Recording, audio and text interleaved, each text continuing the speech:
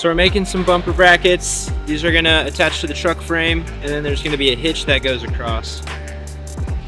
So if you got a truck frame and you stick these on both sides, you got these holes for the hitch to sit right through. That's how you mount the hitch.